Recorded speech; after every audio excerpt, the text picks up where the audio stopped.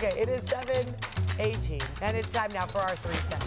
Just a week after hiring a dedicated Taylor Swift reporter, Gannett, the biggest newspaper chain in the world, has hired another reporter to cover all things Beyonce. This is a sign of the times, right? So both reporters have said that they are fans of the artist that they're covering. Not a big surprise there. The topic here is, should journalists who are big fans of an artist be hired as the dedicated reporters covering those artists? And if so, how might they best go about it?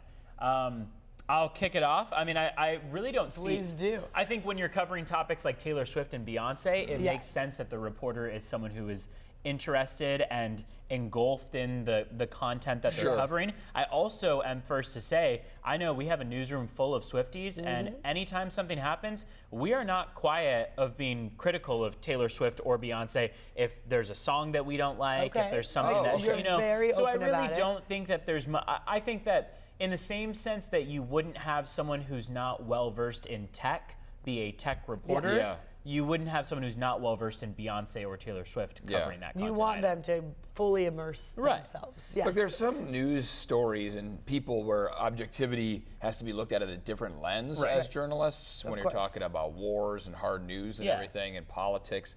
This takes a different bit of a lens, but at the same time, I appreciate you bringing up the objectivity, because if you're just in love with the person and just anything they do, you think is great, then you're never going to say anything critical. You're never going to give the other side if something should not go perfect with that artist. So this is really interesting, because when we were reading about this, the Tennessean, USA Today, that's who hired the Beyonce reporter. And I was looking, so my friend Brian West is the reporter for Taylor Swift. Yes, I saw they announced that. And like, I worked with him way back in the day in Reno. Awesome. He ended up moving to Arizona, and now he literally on his caption is like, my wildest dreams have come true. I have known him to be a Swiftie since I've met him. There you go. So he's literally living out his dreams, but he was there for the whole karma is the guy on the Chiefs coming home to me. He got to live through that. He got to be there and see it all and report on it.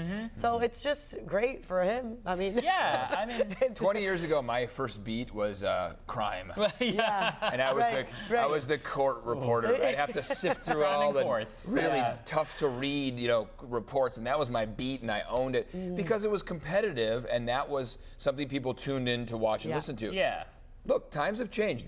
The business of having the latest on these big name celebrities, it's a competition, and there's money to be made for these outlets and these media outlets and websites, as well as these newspapers. And you got to be the first to report these things. Just such a big following that I think even if, I think it's more important that that reporter be so involved in like the social media commentary and all that kind of stuff. I mean, if you're covering these artists daily, you probably should be a fan of them. I mean, it's going to be your whole life. I would hope that you're not like, oh, I have to hear another song. Nobody wants like a hater. And also, like, I don't think anyone wants someone who's completely, objective to cover Taylor Swift. Yeah, exactly. I mean, it's like, I think that if there is, for instance, people that Taylor Swift has dated in the past, there's been a lot of conversation around them.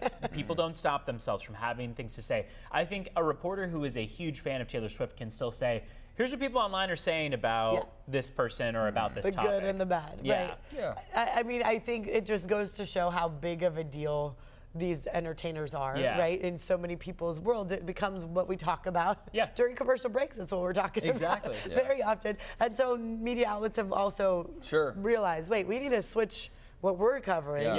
Because not all day can you talk about the hard news. When football used to be the big conversation on Monday after the Sunday games and Tuesday after the Monday game, and now it's changed. I guess outlets need to change and get into and investigate what people are talking about. And the big question is as to whether or not this actually ends up yielding any, added revenue or really keep in mind USA Today and the magazines and newspapers that they have, I mean, the entire news industry as a whole has struggled with keeping people on board and entertained and watching and reading. So who knows? We'll have to wait and see if. Kind of want to know how much they're getting paid. That'd be kind of a cool gig. I'm gonna text him right now. Hey, you know what? I'm gonna trade places. I'm gonna trade places and be the Beyonce reporter. Is our new Beyonce reporter. Got a new segment idea. That's your new beat from Crime and Courts to now Beyonce. Now I'm blending segments of our 3 cents and trading places, but that would be kind of fascinating. A day in the life of the Beyonce. I mean, they get to go to every concert and they get to be there and see it all. A dream. That'd be kind of fun. Stay with us. We're taking a quick break, everybody.